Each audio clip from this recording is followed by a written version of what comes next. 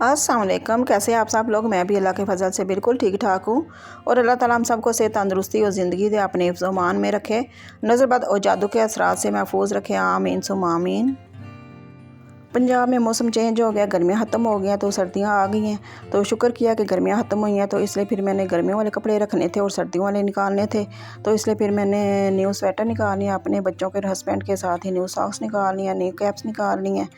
और चलें जी, फिर आज का व्लॉग शुरू करते हैं। ये शाम का टाइम है तो मैंने अपने बेटे वलीद को बोला कि स्टोर से मुझे आप टैची निकाल के ला दो, उसमें मैं सर्दियों वाले कपड़े निकाल लूँगी और जो गर्मियों वाले कपड़े हैं वो रख दूँगी। तो टैची में मैंने साबुन रखा होता है, ये साबुन रखने से इससे ये है कि कपड़ों में जो है ना वो स्मेल बड़ी अच्छी रहती है।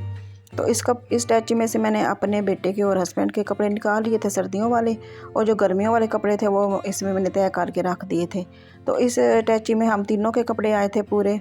तो फिर मैंने अपने बेटे को बोला कि जब ये कपड़े रख दूँगी तो फिर दोबारा टैची जो है स्टोर में रख देना। अपनी सिस्टर से बात कर रही थी कि सर्दियाँ आ गई हैं तो अभी सर्दियों वाले जो कपड़े हैं वो टैची से निकालने हैं और गर्मियों वाले रखने हैं।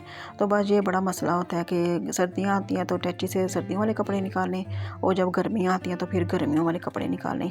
तो कहती हैं फ़िक्र ना करो, हम भी यहाँ पे यही कुछ करते हैं। जब बेशक गर्मी 1 मंथ या 2 मंथ आती है लेकिन वो गर्मियों वाले कपड़े निकालती हैं, और उसके बाद जब थोड़ी ठंड आती है वो वाले कपड़े निकालते हैं, और जब ज़्यादा ठंड होती है, स्नो वगैरह होती है, फिर वो जैकेट्स वगैरह और साथ ही खद्दर के कपड़े निकाल लेती हैं। रिमी की फूफो से बात की कि ऐसे सर्दियाँ आ रही हैं तो वो सर्दियों वाले कपड़े निकालने हैं और गर्मियों वाले रखने हैं, तो आप लोग भी ऐसे करती हैं। तो कहते हैं कि हाँ, हमारे यहाँ भी जब गर्मी ज़्यादा आती है तो 2 मंथ होती है गर्मी या 1 मंथ भी हो तो फिर लोन के कपड़े निकाल लेते हैं, और फिर जब ज़्यादा ठंड आती है, स्नो वगैरह होती हैं, तो खद्दर के और जैकेट्स वगैरह निकाल लेती हैं। तो मैंने कहा कि ये लगता है कि यूके में, पाकिस्तान में, बाकी जगह भी यही कुछ ही होता है।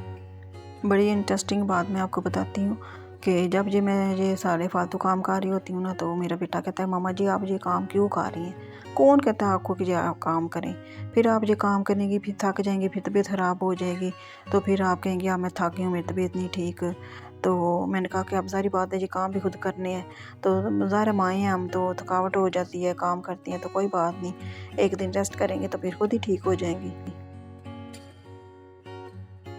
सबसे ज़्यादा कपड़े रिमी के होते हैं, तो एक पूरे टैची में रिमी के कपड़े आए थे, तो ये मैंने फिर रिमी का भी टैची निकाल लिया था और उसके कपड़े भी निकाल के सर्दियों वाले रख दिए थे, और साथ ही फिर जो गर्मियों वाले कपड़े थे वो फोल्ड करके मैंने टैची में रख दिए थे, और फिर बेटे को बोला था कि आप ये दोनों टैची जो है स्टोर में रख दो।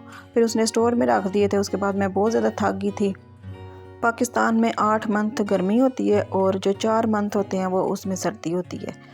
तो मार्च से लेके तो अक्टूबर तक हम लोन के कपड़े पहनते हैं, और उसके बाद अक्टूबर से लेकर फरवरी तक हम जो सर्दियों के कपड़े पहनते हैं, लिलन के, खद्दड़ के और मरीना के कपड़े पहनते हैं। तो सर्दियों में कम भी कपड़े हो तो गुजारा हो जाता है। तो गर्मियों में तो हमारे पाकिस्तान में बहुत ज़्यादा गर्मी होती है और कपड़े 2 सीज़न में ही ख़राब हो जाते हैं। पंजाब में तो सर्दियों वाले कपड़े टैची में रख देते हैं, और उसके बाद सर्दियों वाले कपड़े निकालते हैं तो गर्मियों वाले टैची में रख लेते हैं, और जब गर्मियाँ आती हैं तो गर्मियों वाले कपड़े टैची से निकाल लेते हैं और सर्दियों वाले जो कपड़े हैं वो टैची में रख देते हैं। तो हमारे यहाँ पंजाब में तो ऐसा ही होता है। आप लोग भी कमेंट में ज़रूर मुझे बताइएगा कि आप भी गर्मियों और सर्दियों के कपड़े टैची में ही रखते हैं या कि शूटिंग अलमारी में ही रहने देती हैं। मेरी एक सिस्टर है तो उन्होंने कमेंट किया था कि आप रिमी आप अपनी सॉक्स भी दिखाएं। तो मैंने सोचा कि रिमी की खाला ने ये सॉक्स भेजी हैं रिमी के लिए और उसके भाई के लिए और मेरे लिए और रिमी के अब्बू के लिए। तो मैंने सोचा कि मैं अपनी ये नई जो सॉक्स आई हैं वो आप लोगों को दिखा दूं, आपसे शेयर करूं कि ये रिमी की खाला ने इसको सॉक्स भेजी हैं। तो जो मेरी बहन ने कमेंट किया था तो शायद वो भी वीडियो देख रही होंगी, तो स्पेशल ये सॉक्स की वीडियो मैंने उसके लिए लगाई है। वैसे तो लोग सॉक्स वगैरह नहीं दिखाते, तो मैंने सोचा कि चलें, मेरी सिस्टर ने मुझे कमेंट किया तो मैं उसका जो है ना रिक्वेस्ट चलो पूरी कर देती हूँ। पहली जो सॉक्स देखी हैं वो रिमी की हैं और ये वाली रिमी के भाई की हैं। ये 2 पैक जो है रिमी के भाई के हैं। इसके बाद आगे जो सॉक्स हैं वो मेरी हैं, क्योंकि मुझे सर्दी बहुत ज़्यादा लगती है तो मैं थोड़ी मोटी सॉक्स पहनती हूँ। जो बारीक सॉक्स होती हैं वो मेरे से नहीं पहननी होती। तो मैंने स्पेशल अपनी सिस्टर को कहा था कि आपने ये मेरे लिए स्पेशल सॉक्स लेके आनी है, तो फिर वो मेरे लिए स्पेशल ये सॉक्स लेके आई थी। इसके बाद फिर मैंने अपने हस्बैंड के लिए भी सॉक्स मंगवाई थी। ये सॉक्स और कैप्स वगैरह और जैकेट वगैरह जो हैं वो हम यूके से मंगवा लेते हैं। कभी रिमी की पुप्पो भेज देती हैं, कभी रिमी की खाला, कभी मामू, कभी चाचू ले आते हैं। तो क्योंकि पाकिस्तान में पहले जो है ना ये चीज़ें नहीं मिलती होती थी, अब तो हर ब्रांड की हर चीज़ मिल जाती है। तो जब हमारे बच्चे छोटे होते थे तो यूके से हमारी चीज़ें आती थी, इनके कपड़े, सॉक्स, जूते, हर चीज़, शूज़ वगैरह। तो पुप्पो कभी भेज देती थी, कभी खाला, कभी मामू, माशाल्लाह। तो अब जब से बड़े हुए हैं तो फिर अब इधर से ही ले लेते हैं। और जो परफ्यूम है वो रिमी को इंग्लैंड की पसंद है, तो वो कभी पुप्पो से और कभी खाला से और कभी अपनी कज़न से फरमाइश कर लेती है और कभी वो खुद ले आते हैं। तो माशाल्लाह इसकी जो परफ्यूम है वो बाहर से ही आती है।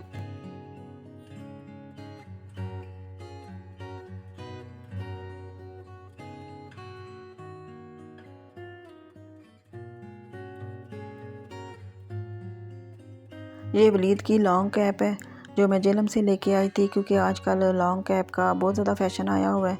इसके अलावा ये जो कैप्स हैं ये रिमी के दादाब की कैप्स हैं, तो ये मैंने वलीद के लिए रखनी है, वलीद ये यूज़ करता है, पहनता है। इसके अलावा कुछ कैप्स वलीद ने रखनी थी और कुछ रिमी के जो कज़न है वक़ार अहमद उसको दे दी थी।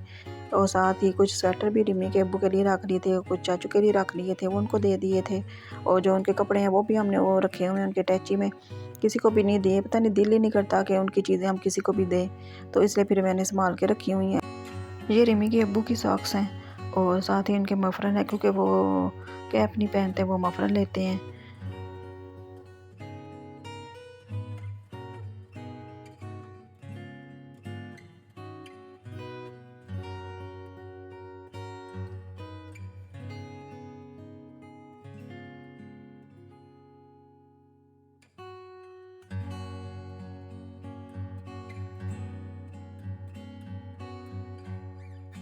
ये मेरी न्यू स्वेटर है और ये रिमी की पुप्पो लेके आई थी, ये रिमी की खाला लेके आई थी।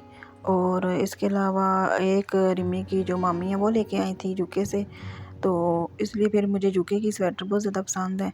तो रिमी ने कहा कि आप टैची से निकाल लें और जो न्यू स्वेटर है वो आपने पहननी है, ये यूज़ करनी है। तो मैंने कहा कि नहीं, घर पहनने वाली हैं, मैं वही घर पहनूँगी। और अगर बाहर कहीं जाना होता है तो फिर ये मैंने फिर नई स्वेटर निकाल ली है कि जब कहीं बाहर जाना होता है चलें फिर नए कपड़े और नई स्वेटर होनी चाहिए। इसके अलावा ये रिमी के अब्बू की जैकेट है, ये 2 जैकेटें हैं, ये रिमी की पुप्पो लेके आई थी।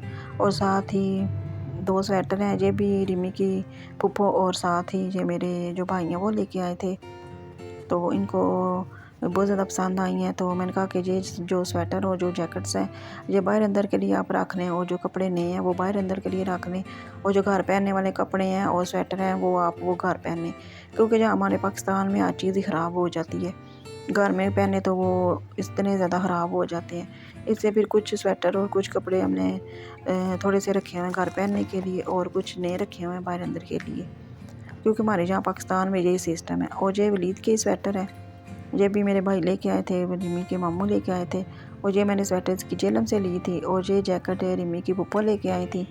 तो कुछ जो जैकेट्स हैं वो वलीद अपने साथ जो नहीं ले गया, और बाकी कुछ घर में, मैंने कहा कुछ घर में भी रहने दिया करो, जब आप घर आते हो तो फिर कहीं जाना होता है तो चले बंदा घर पहन लेते हैं। उसके बाद बहुत ज़्यादा मैं थक गई थी, तो फिर मैंने कहा कि चले मैं कॉफ़ी बना लेती हूँ। और थकावट इतनी ज़्यादा थी कि जब मैं कॉफ़ी बनाने लगी हूँ, दूध गर्म करने लगी हूँ, तो ये देखें जी दूध ही नीचे गिर गया। पता ही नहीं चला कि पैन को पकड़ा तो वो नीचे गिर गया था। उसके बाद फिर मैंने पैन को धोया है, फिर दूध दोबारा लिया, गर्म किया। उसके बाद फिर मैंने इसमें 1 चम्मच चीनी डाली है और साथ ही मैंने 1 चम्मच ये कॉफ़ी डाली है और इसको मिक्स किया, और फिर मैंने ये कॉफ़ी पी ली थी। तो शुक्र है कि काफ़ी पी के थोड़ी तबीयत ठीक हुई है, मेरी थकावट थोड़ी दूर हुई है। आप लोग भी कमेंट करके बताइएगा क्या आपके साथ भी कभी ऐसा होता है। मेरे साथ अक्सर ही ऐसा होता है, कभी चाय बनाते हुए या कॉफ़ी बनाते हुए अक्सर ही जो है पैन नीचे गिर जाता है। तो कोई बात नहीं, ऐसा होता है, तो ये रियलिटी है। तो उसके बाद फिर खाना नहीं खाया था, कॉफ़ी पी ली थी, तो फिर थोड़ी देर बाद मुझे भूख लगी थी। तो फिर मैंने कहा रिमी को चलें आज क्रीम रोल और साथ ही डोनट मंगवा लेते हैं, वो खा लेते हैं। फिर मैंने और रिमी ने फिर ये क्रीम रोल और डोनट खा लिया था। तो आई होप आज का व्लॉग आपको अच्छा लगा होगा। अगर अच्छा लगा तो लाइक, शेयर और कमेंट ज़रूर कीजिएगा, और मेरे चैनल को भी फॉलो करें, मुझे आपके सपोर्ट की बहुत ज़्यादा ज़रूरत है। दुआ में याद रखें। ओके, अल्लाह हाफिज़।